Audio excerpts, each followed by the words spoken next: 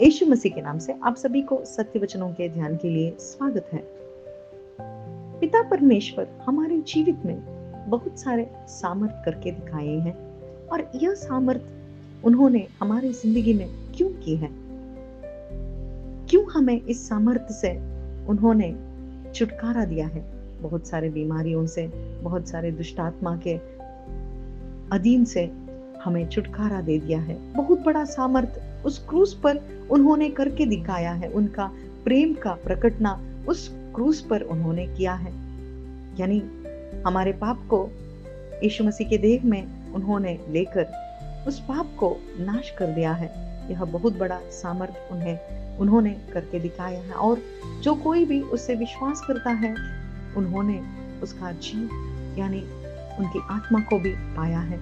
आज हमारा देह उसका मंदिर बन चुका है और हम सभी उनके बन चुके हैं, उनके बेटे बन चुके हैं।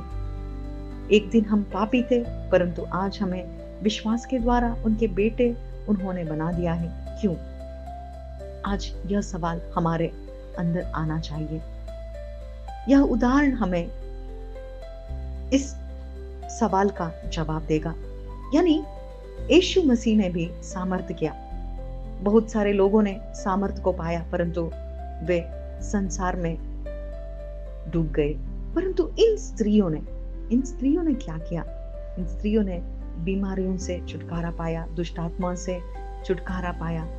इन स्त्रियों ने यीशु मसीह को सहारा दे दिया, यानी यीशु मसीह की सेवा में वे लगे रहे।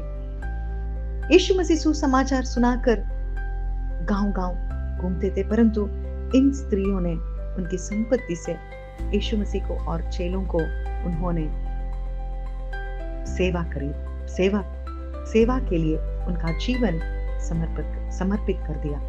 आज यही स्त्रियों ने हमें उदाहरण देकर वे बताते हैं कि आज हमारा देह भी यीशु मसीह के लिए ही है। यीशु मसीह ने हमें छुटकारा दे दिया क्योंकि इस देह में वे जिए, इस देह में उनके अनुरूपी हम बने, इस देह से उनकी सेवा करें, इस देह से ही उनकी आराधना करें, इस देह से ही उनके लिए ही इस संसार में एक गवाही बनकर हम जिए। इसीलिए हम सभी को उन्होंने चुना है, इसीलिए इन सामर्थ्य को हमने भी पाया है। परंतु हमने इस सामर्थ्य को पाकर इस देह को कौन सी रीति से हम जी रहे हैं? क्या हम संसार में डूब चुके हैं? यानी जो कोई भी इस संसार में डूबा है, पिता परमेश्वर से फिर से वो शत्रु बन सकता है, यानी शत्रु बन चुका है। आज जो कोई भी इस सुसमाचार को सुनता है, मन फिरवा कर वापस आओ, मन फिरवा कर इस देह को उनकी सेवा के लिए समर्पित करो।